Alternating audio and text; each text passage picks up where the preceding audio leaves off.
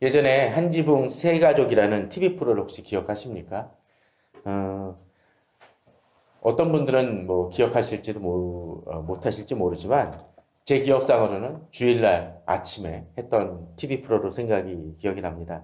순돌이네라는 한 가족을 중심으로 주인집과 그 집에 새 들어가는 가족들, 여러 가정들을 놓고 그리고 그 주변 이웃들이 이야기를 담고 있었던 것으로 기억합니다.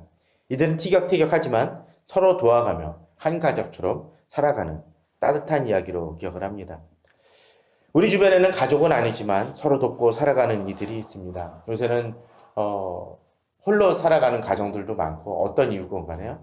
그런 가정들이 있지만 서로 간에 힘들고 어렵지만 같이 격려하며 살아가는 이들을 보게 됩니다.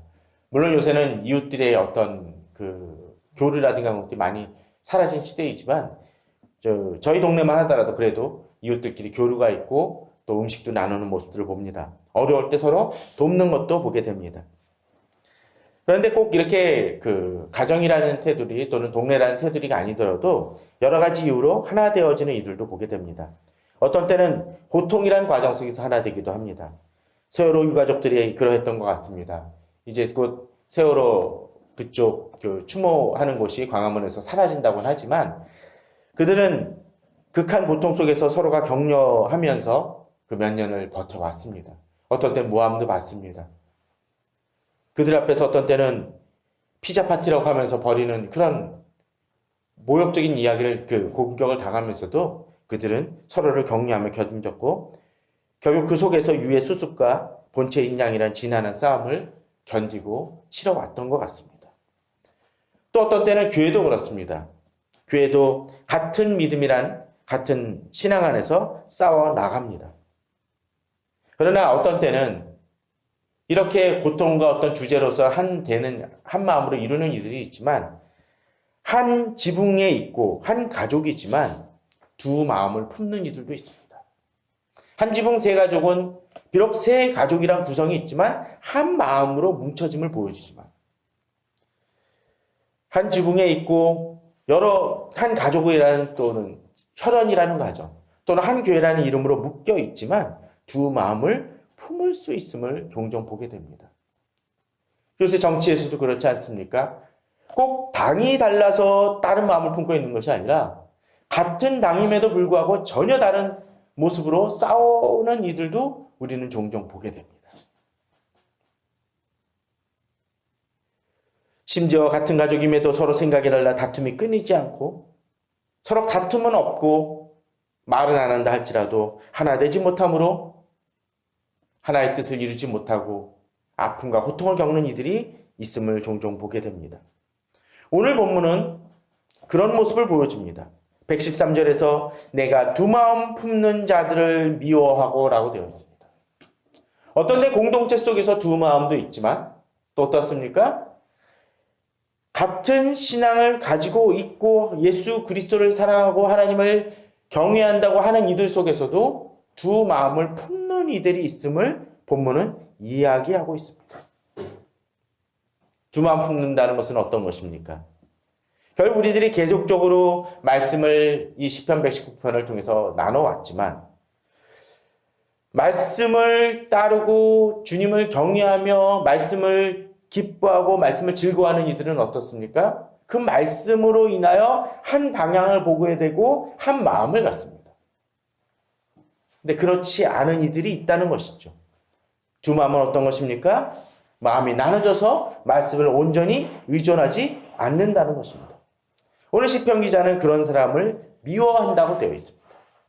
대신 어떻습니까?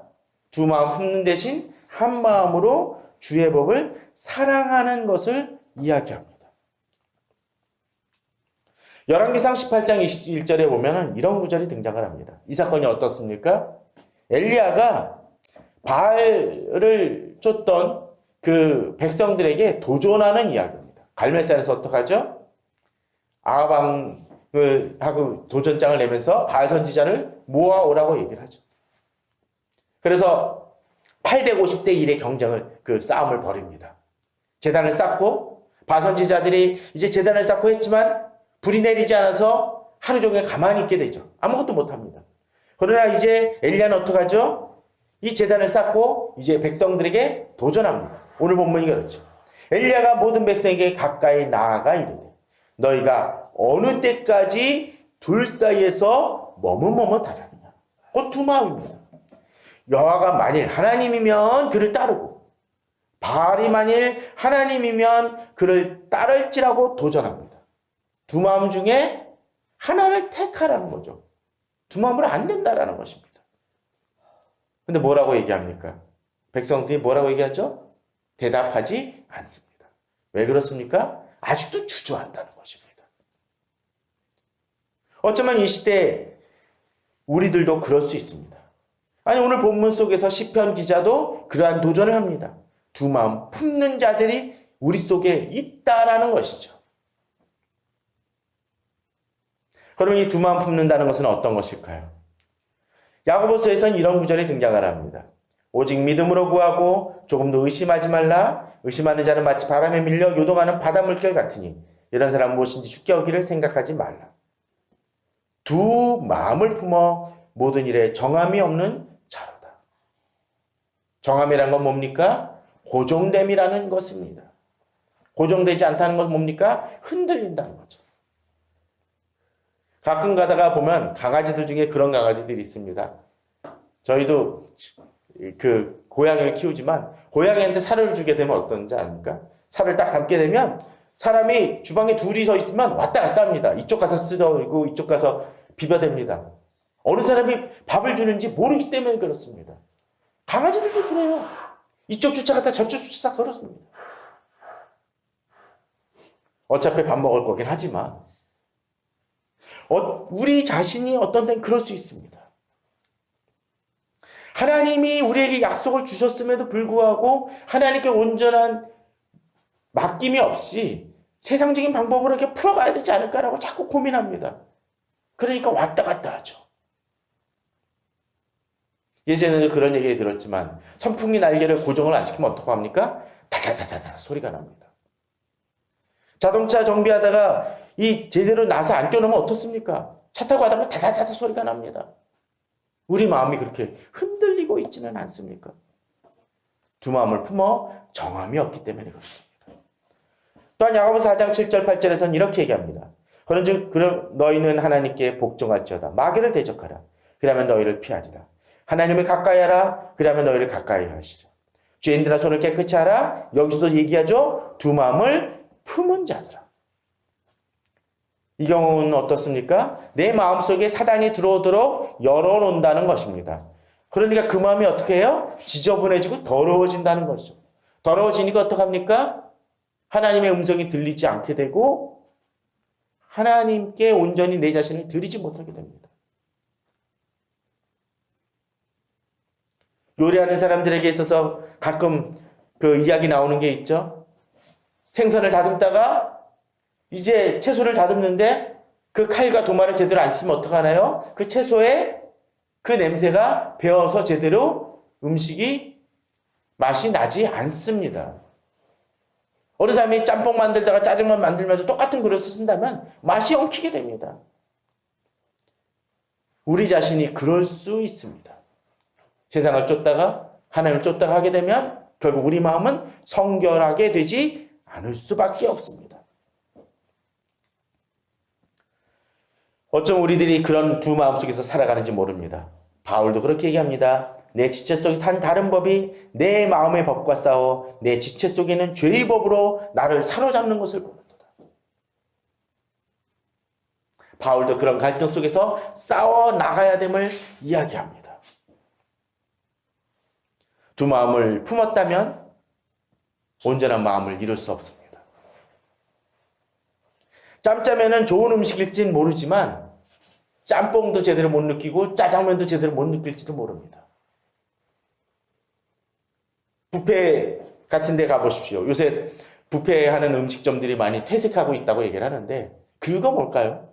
입이 고급화가 되다 보니까 여러 음식으로 그냥 마구잡고 배부르게 하는 것보다는 제대로 된 음식을 하나 파고드는 게 더 낫겠다는 생각을 하는 것이 혹시 이 시대 사람들의 풍조가 아닐까 하는 생각을 해봅니다. 신앙도 섞으면 안 됩니다. 두 마음을 품으면 품을수록 하나님의 음성은 우리에게서 멀어질 수밖에 없습니다. 두 마음을 품는 것에 비판을 하면서 이제 시편 기자는 그렇게 얘기합니다. 주는 나의 은신처요 방패시라 내가 주의 말씀을 바라나이다. 주님이 어떤 분입니까? 나의 은신처 되십니다. 방패 되십니다. 은신처라는 것은 어떤 것일까요? 내가 쉴 수 있는 것이고 내가 보호를 받는 것입니다. 이곳에 가면 나는 보호를 받는다라는 거죠. 미국에는 가끔씩 그런 좀 잘 사는 사람들은 그런 곳이 있다고 합니다. 패닉룸이라는 게 있다고 그러죠. 강도나 그런 것이나 무슨 화재가 나면 도망가는 방이 있다고 합니다. 그럼 거기에 며칠자 물자들이 있고 연락처가 있어서 연락할 수 있는 곳이 있어서 그곳에만 들어가면 강도도 자신을 어쩔 수 없는 곳이 있다라고 하는 그런 곳이 있다고 합니다. 주님이 나에게 은신처 되십니다. 나를 보호해 주신다는 것이죠. 또 대적들의 화살이 날아온다 할지라도 주님께서 방패되어 주심을 통해서 나를 지켜주십니다. 그런데 만약 그 은신처가 제대로 된 역할을 하지 못하면 어떡할까요? 그것으로 인해서 오히려 불안해집니다. 영화 같은 데 보면 가끔 그렇죠? 그런 패닉룸으로 싹 들어가는데 문을 닫는데 악당이 어떡하나요? 발을 하나 껴가지고 문을 제대로 못 닫게 만들죠. 악당들이 오는 거 가지고 아파트 문을 닫으려고 하는데 손 하나를 내밀거나 몽둥이 같은 걸 해가지고 문을 제대로 못하게 합니다. 그러니까 불안해지죠. 어쩌면 우리들의 삶이 그런지 모릅니다. 주님께 맡기지 못하고 문틈을 엽니다. 가끔씩 기도하러 갈 때도 그런 분들이 있죠. 휴대폰 들고 들어갑니다. 그러니까 조금씩 문자 오면 다시 그거 보느라 기도에 집중하지 못합니다. 예배 시간에도 그런 분들 많이 있지 않습니까? 마음이 나눠지지 말아야 됩니다. 주님의 나의 은신처라는 것을 믿고 주님의 말씀만을 바라야 됩니다. 그런데 그에 반해서 세상은 어떻습니까? 그렇지 않은 사람들이 있다는 것입니다. 어떤 사람들입니까? 행악자들이 있습니다. 앞서 얘기했던 두 마음을 품는 자들 같은 사람들입니다. 두 마음을 품는 자들이 내 곁에 있으면 어떡할까요? 우리도 두 마음을 품는 쪽으로 자꾸 기울어질 수 있습니다. 그러기에 시편 기자는 뭐라고 얘기합니까? 행악자들이여 나를 떠날지어다. 왜? 한 지붕에서 두 마음이 있으면 흔들릴 수밖에 없기 때문에 그렇습니다. 이 시대 교회 문제도 마찬가지인 것 같습니다. 한 지붕에 두 마음을 너무나 허락합니다. 그게 관용이라고 얘기합니다. 저는 물론 이렇게 해서 교회 성도들은 내쫓자라는 얘기를 하는 것이 아닙니다. 정말로 우리가 어떤 마음을 가져야 되는지를 주지시킬 필요가 교회 내에는 있다는 것입니다. 두 마음을 품는 사람들은 어떻게 행합니까? 그들을 행악자들이라고 표현을 하는데 이런 사람들입니다. 요새는 TV나 또는 정치인들도 자기가 이런 신앙이 있다라고 고백하는 사람들 참 많이 있습니다. 근데 그분들 중에 그렇게 하면서도 자기 멋대로 생활하는 분들도 참 많습니다. 술, 담배가 구원의 척도는 아니지만 술, 담배 하는 거, 내가 너무 술, 담배를 즐겨서 라고 얘기하는 분들이 있습니다. 또 어떤 분들은 윤리적인 문에 있어서 결혼과 이혼, 바람나는 것도 자유롭게 하면서도 신앙은 내게 있다라고 얘기합니다. 사회적으로 불의한 일을 행하면서도 또 그렇게 얘기하는 분들이 있습니다. 성경은 그들을 뭐라고 얘기합니까? 두 마음을 품은 것만이 아니라 뭐라고요? 너희 행악자들이라고 얘기합니다. 그런 사람들에 대해서 시편 기자는 도전합니다. 나를 떠날지어다. 왜? 한 마음이 너와 나는 될 수 없다는 것입니다. 그에 반해서 어떻습니까? 행악자들이 있는 반면에, 불법자들이 있는 반면에 시편 기자는 어떻게 살 것을 얘기합니까? 나는 내 하나님의 계명을 들을지어다가 아니라 지킬지어다고 얘기합니다. 행악자들과 나의 차이는 뭡니까? 같이 듣는 것은 행할지 모릅니다. 그러나 거기서 멈추지 아니하고 이제 나는 지키며 살겠다는 것입니다. 요새 큐티 본문 중에 우리는 느헤미야를 봅니다. 느헤미야를 보게 되면 여러 가지 성벽들을 세우는 모습이 등장을 합니다. 근데 그 성벽들을 세울 때, 성벽을 세울 때 제대로 동참하지 않는 사람들이 있었습니다. 귀족들이었습니다. 여기서 느헤미야에서 귀족들은 좀 여러 가지 단어들이 쓰이긴 하지만 거의 같은 부류 사람들이라 생각합니다. 그 귀족들이 성벽 건축에 다른 사람들이 동참하는데 동참하지 않는 모습을 보이고, 다 건축하고 나서도 이제 또 엉뚱한 짓을 하는 사람들이 있습니다. 본문 6장 17절에 보면 또한 그때 유다의 귀족들이 여러 번 도비아에게 편지하였고, 이 도비아와 산발랏은 바로 이 성벽 건축하는 것을 계속적으로 방해했던 사람들이지 않습니까? 근데 뭐라고 얘기하나요? 도비아에게 편지합니다. 또 도비아의 편지도 그들에게 이르렀습니다. 그게 뭐죠? 편지가 주고 받았다라는 것입니다. 또 심지어는 어떻습니까? 일부 사람들이 통혼을 합니다. 서로 결혼을 통해서 연합체를 구성을 하죠. 마치 재벌들끼리 재벌가들이 결혼해서 서로의 세력을 형성하는 것처럼 말이죠. 본문을 보면 어떻습니까? 결국 이들도 귀족들이지만 남들보다, 백성들보다 더 나은 지위와 위치와 학식을 가졌을지 모르지만 이들은 어떤 사람들입니까? 두 마음을 품은 자들이고 행악자들입니다. 두 마음과 같이 가진 자들과 계속 같이 한다면 결국은 그들은 행악자일 수밖에 없습니다. 이 귀족들은 도비아 같이 두 마음을 품은 자에게 가까이 갔고 결국 그들도 두 마음이 되었고 행악자들이 됨을 본문은 보여줍니다.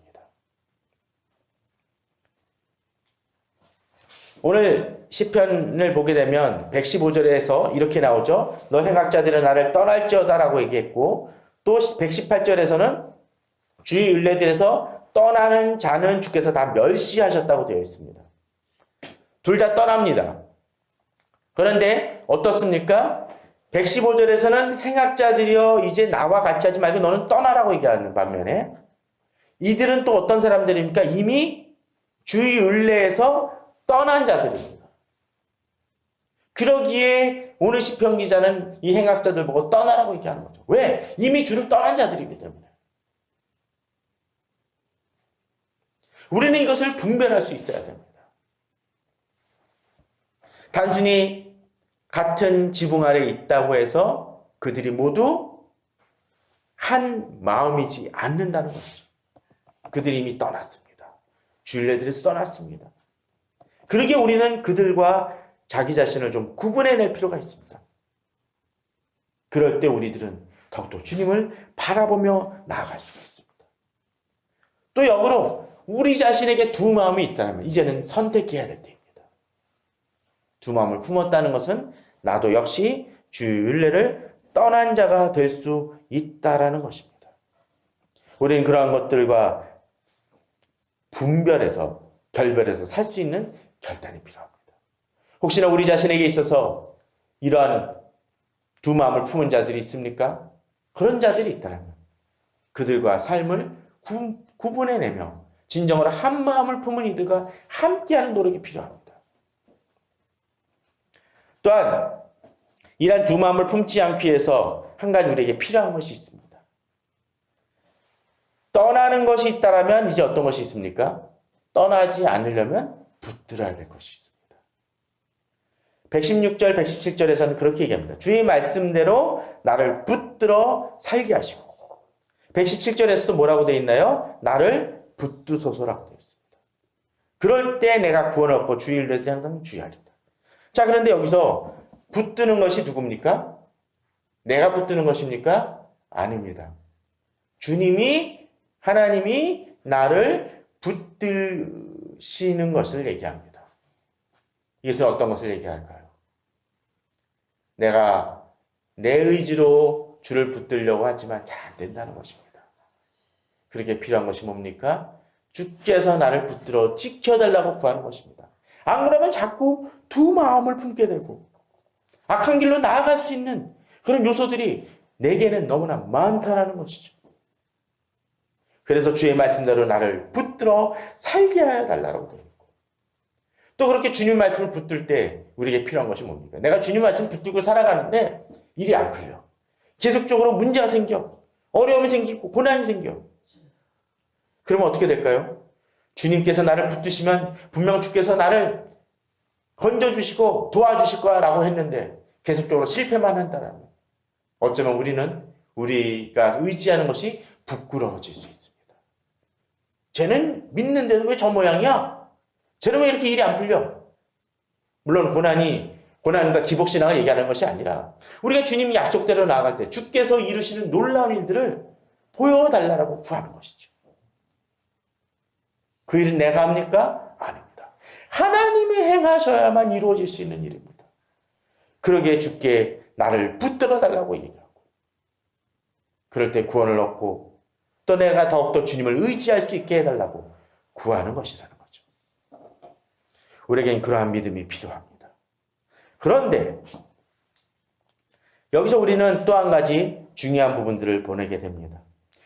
118절에 보면 주의 율례들에서 떠나는 자는 주께서 다 멸시하셨으니 주께서 세상 먹이는 악인을 찌꺼기같이 버리시니 또 120절에는 주의 심판을 두려워한다는 얘기가 등장을 합니다. 여기서는 어떤 것을 얘기하나요? 내가 소망을 붙들고 또 주께서 나를 붙들어 주심을 통해서 내가 주님을 의지할 때 나하고는 달리 주의 율례에서 떠나는 자들, 두 마음을 품는 자들은 세상의 모든 악인들은 그냥 그렇게 잘 사는 게 아니라 두 마음을 떠날 때 어떤 일이 벌어지죠? 118절에서는 누가 그를 멸시합니까? 주께서 멸시하신다는 거죠. 또 119절에서는 세상의 모든 악인들을 주께서 어떻게 여기십니까? 찌꺼기같이, 쓰레기같이 여기신다는 거죠. 또 결국 이런 이들이 어떻게 벌어집니까? 주의 심판을 받을 수밖에 없는 자가 돼버린다는 것입니다. 우리가 이런 새로운 시각이 뜨여져야 됩니다.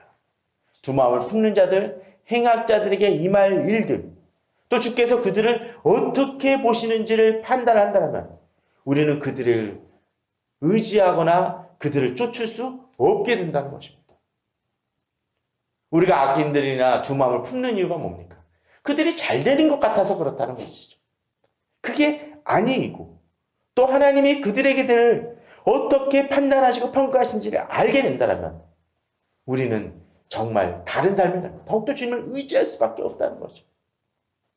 그들이 당장 속여서 뭔가 버는 것 같지만 어떻게 되죠? 허무할 것이고 그들이 당장 성공하는 것 같지만 세상의 모든 악인들 누구누구를 제한 모든 악이 아니라 모든 악인들이 찌꺼기같이 버려질 것을 알고 또 그들이 결국 주의 심판을 받을 수밖에 없는 존재들이라는 것을 알게 될 때 우리는 다른 삶을 살게 됩니다.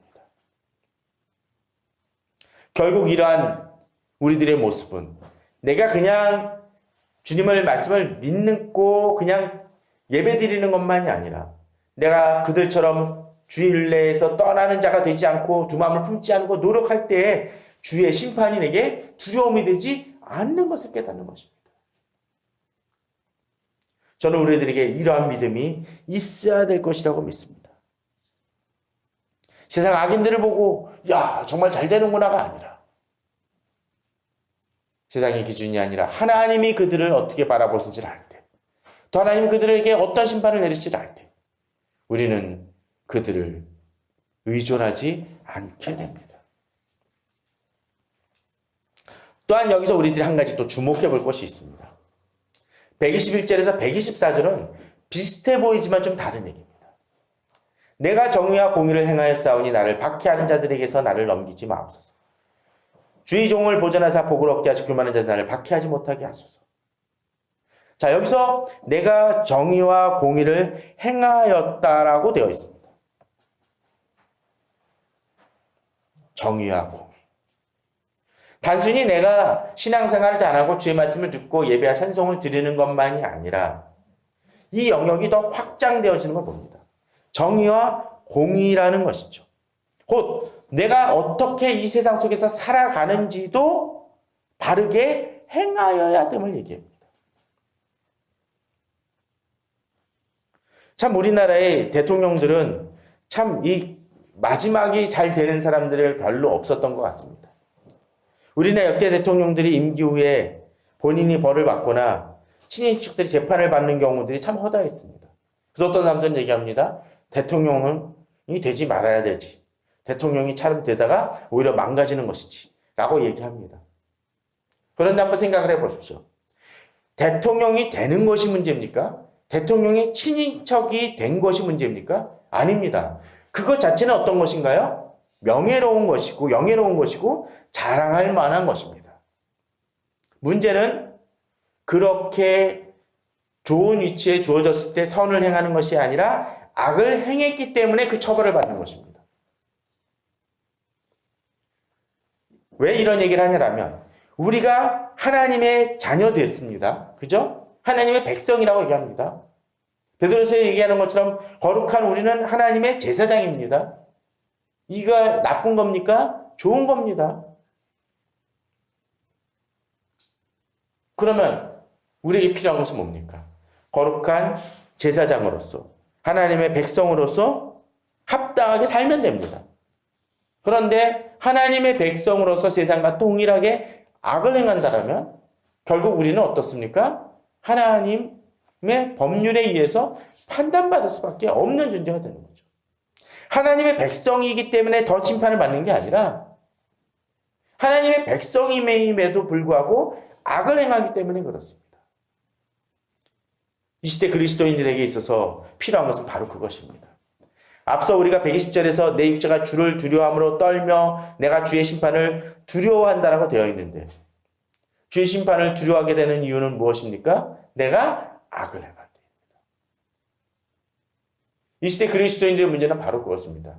교회 와서 예배 안 드리고가 문제가 아니라 예배 드리고 주의 말씀을 읽음에도 불구하고 아까처럼 두 마음을 품어서 주일에서 떠나는 것만이 아니라 이 세상 속에서 본이 되지 못하고 공의를 행하지 못하고 불의를 행함을 통해서 벌어지는 악이 크기 때문에 그렇습니다. 이 시대 교회가 욕을 먹는 이유가 뭡니까? 예배를 안 드려서입니까? 아닙니다. 말씀은 안 읽어서입니까? 아닙니다. 뭐가 문제죠? 이 사회 속에서도 이 세상 사람도 행하지 않는 악을 행하기 때문에 그런 거죠.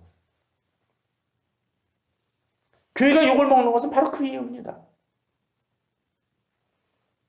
그러나 그들이 말씀을 아무리 읽어도 하나님 앞에서 공의를 행하지 못한다면 결국 교회 공동체 안에 있어도 두 마음을 품은 자이고 그들은 그 지붕 안에 거할 자가 아니라 거기서 떠나야 될 자들이라는 것을 우리는 기억을 해야 됩니다.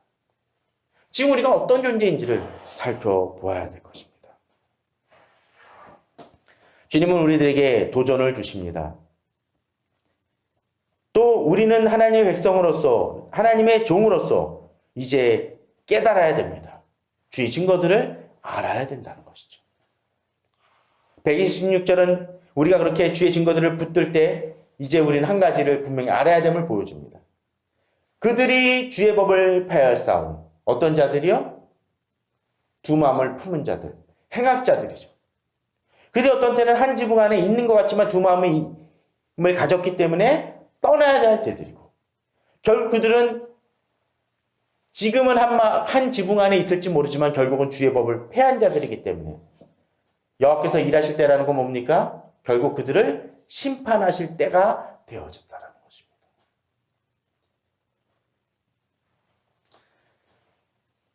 저는 다시 도전합니다. 한 지붕 안에 있는 것은 귀한 일이고 좋은 일입니다. 그러나 두 마음을 품었다면 나도 떠나야 할 자에 지나지 않습니다. 주일례를 진정으로 지키고 그 말씀을 듣는 것만이 아니라 그 말씀에 순종하고 그렇게 나아갈 때 주께서는 나를 귀하게 여기시고 값지게 여기실 것입니다. 그러게 시편 127절 128절은 이렇게 얘기합니다. 그러므로 내가 주의 계명들을 곧 순금보다 더 사랑하나이다. 그러므로라는 건 뭡니까? 앞에서 했던 것처럼 나는 두 마음을 품은 자도 아니고 행악자도 아니고 정의와 공의를 주의 말씀대로 지키며 따라가기 때문에 이제 주께서 일하신다 할지라도 나하고는 관계 있습니까? 없습니다. 나는 심판에서 제외된 자라는 거죠. 그렇기 때문에 주의 계명들을 곧 순금보다 더 사랑합니다. 이것은 의무적으로나 억지로 하는 게 아닙니다. 사랑하기 때문에 지키는 것이죠. 우리가 주의 윤리를 따르는 것도 역시 마찬가지입니다. 두 마음을 품으면 이렇게 쫓는 게 좋을까라고 생각하면서 결국 사랑하지 않게 됩니다. 그러나 한 마음을 품을 때 우리는 진정 주님의 말씀을 사랑하게 되고 내가 범사의 모든 주의 법도들을 바르게 여기게 되고 모두 거짓 행위를 미워하게 됩니다. 이것이 한 마음으로 주께 올곧게 나아가는 이들에게 임하는 현상입니다. 저는 우리 성도님들이 바로 이러한 한 마음으로 주께 나아가길 바랍니다. 두 마음을 품을 때 결국 우리는 내쳐질 수밖에 없습니다. 그러나 한 마음으로 주께 나아갈 때 진정으로 주께서 역사하시는 놀라운 일들을 축복을 경험하게 될 것입니다. 그러한 마음으로 이제 봄이 다가오는 이쯤에 진정으로 주의 말씀을 심고 그 주의 열매들을 거두는 우리 성도님들이 되시기를 주님의 이름으로 축원합니다. 다 같이 기도하시겠습니다.